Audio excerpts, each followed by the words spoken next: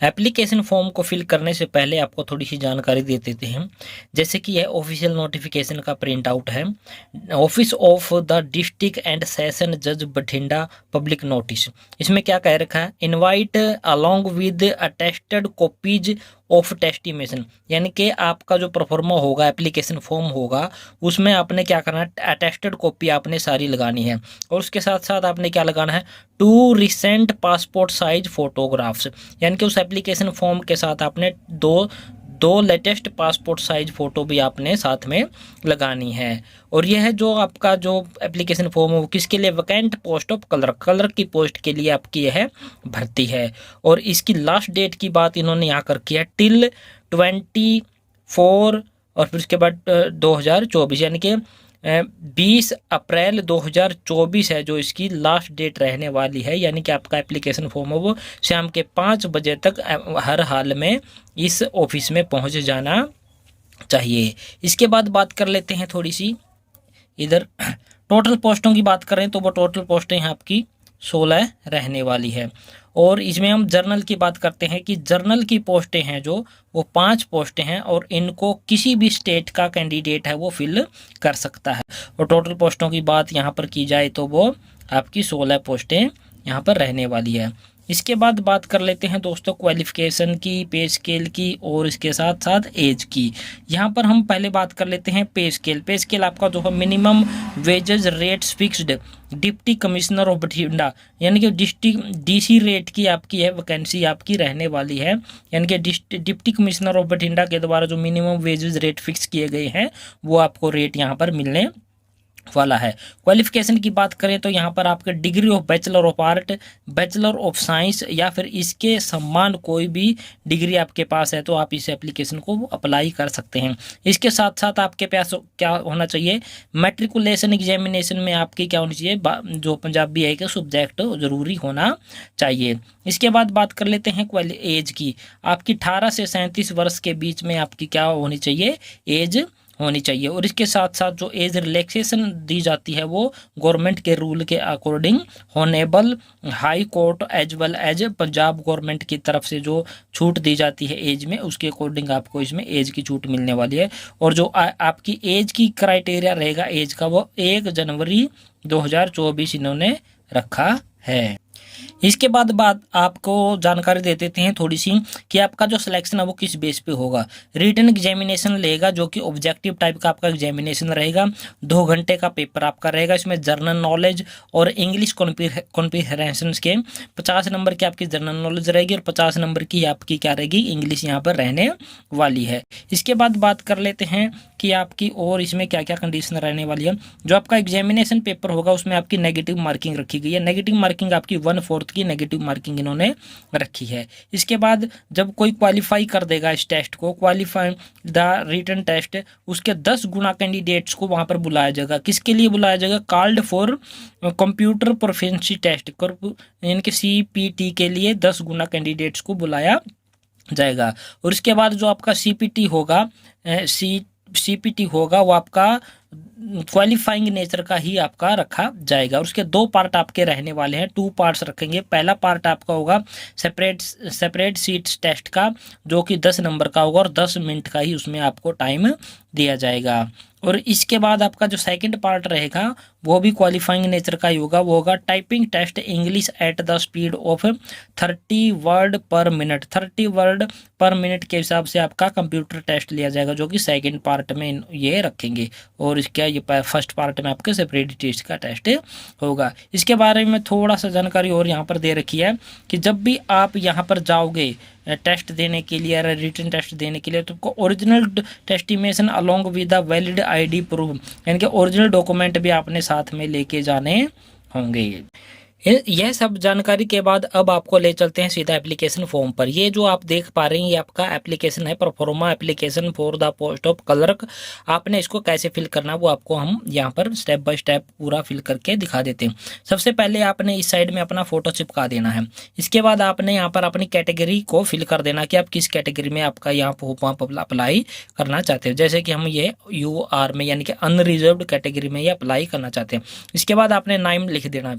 यहाँ पर आपने नाम लिख देना है, जैसे कि मैं अपना नाम लिख देना हूँ MITHUN, यहाँ पर मैंने अपना नाम लिख दिया। इसके बाद फादर नेम आपने लिख देना। हस्बैंड, अगर आप विवाहित औरत हैं तो आपने यहाँ पर अपना हस्बैंड का नाम भी यहाँ पर लिख सकते हैं। जैसे कि फादर नेम में मैंने लिख दिया, यहाँ पर अपना फादर नेम यहाँ पर लिख दिया। इसके बाद डेट ऑफ बर्थ आपने यहाँ पर लिखनी है। डेट ऑफ बर्थ आपने किस हिसाब से लिखनी है, जैसे कि आपकी 10वीं की DMC में है वो आपने यहाँ पर डेट ऑफ बर्थ यहाँ पर लिख देनी है। जैसे कि 20/5 और उसके बाद आपका जो है डेट ऑफ बर्थ का जो ईयर, ये आपने इस प्रकार से अपनी डेट ऑफ बर्थ लिख देनी है। एज ऑन 1 जनवरी 2024, 1 जनवरी 2024 के अकॉर्डिंग आपकी एज कितनी बनती है वो आपने यहाँ पर लिखनी है। एज निकालने का सूत्र क्या होता है, जैसे कि यहाँ पर हम एज निकालने का सूत्र आपको यहाँ लगा के दिखा देते हैं। जैसे कि एज किसके अकॉर्डिंग मानी इन्होंने, 01 और 01/2024 के अकॉर्डिंग ये एज अपनी मांग रहे हैं। इसमें से हमने क्या माइनस कर देना है, डेट ऑफ बर्थ को ही माइनस कर देना है, तो आपकी एज है वो निकल के आपके पास आ जाएगी। इस प्रकार से ये देख लीजिए। अब आपने क्या करना है, जैसे कि एक में से ये माइनस नहीं हो सकता, इसमें से ये माइनस नहीं हो सकता, तो आप क्या करोगे, यहाँ से एक ईयर माइनस करके लाओगे तो यहाँ पर 12 महीने आएंगे।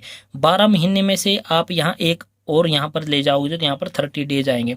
30 डेज आ जाएंगे तो यहाँ पर हो जाएंगे 31 दिन।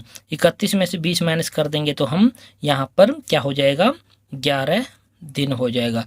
यहाँ पर एक महीना इधर लेके गए थे हम, तो यहाँ पर 12 महीने रह जाएंगे। 12 महीने में से हम 5 माइनस कर देंगे तो 7 महीने आपके रह जाएंगे।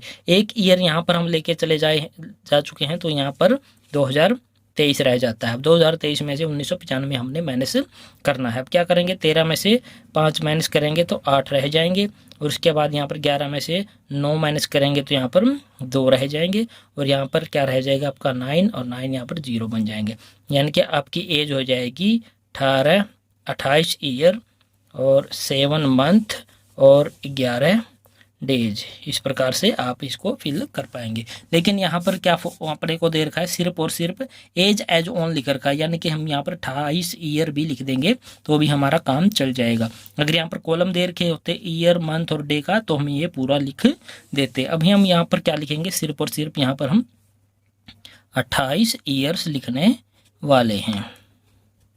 इस प्रकार से ईयर्स हमने लिख दिया।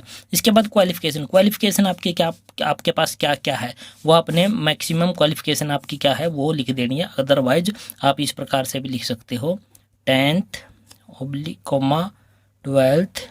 12th, उसके बाद आपने BA या फिर आपके पास MA भी है तो आप यहाँ पर आगे लिख सकते हैं।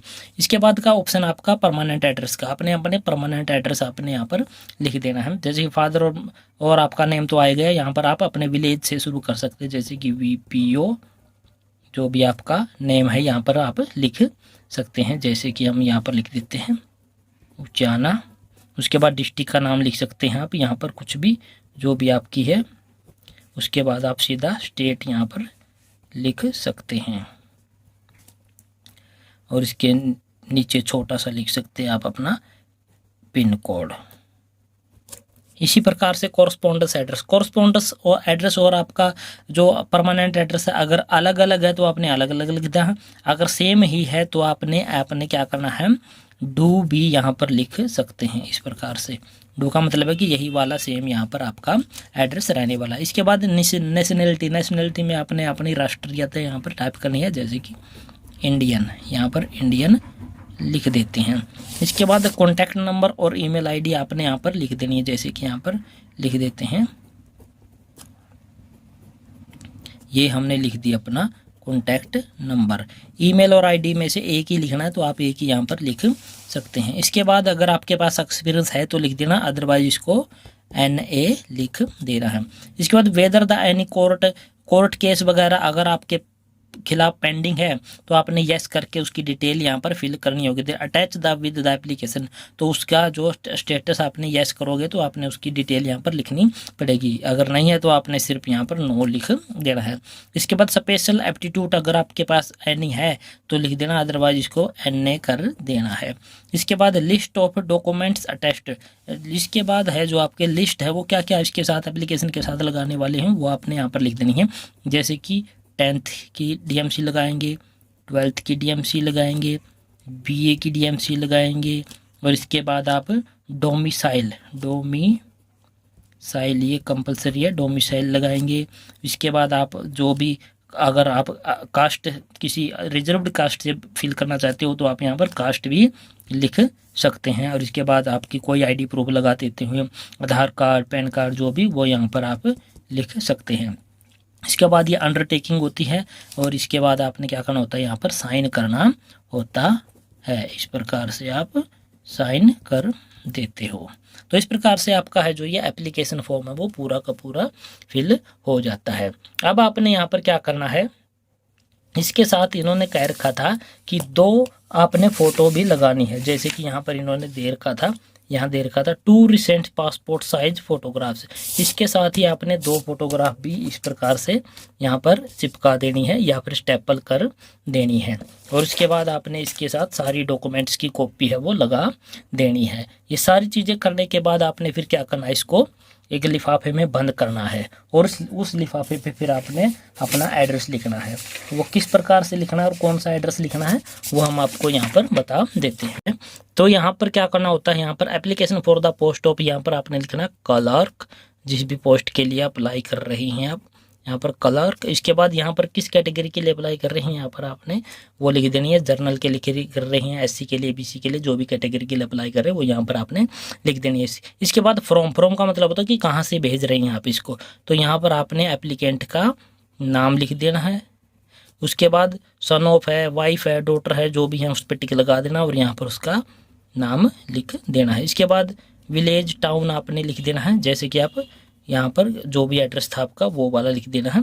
यहाँ पर अपनी डिस्ट्रिक्ट लिख देनी है, यहाँ पर अपना स्टेट यहाँ पर लिख देना है। और इसके बाद यहाँ पर मोबाइल नंबर लिख देना है जो भी आपने वहाँ लिखा था।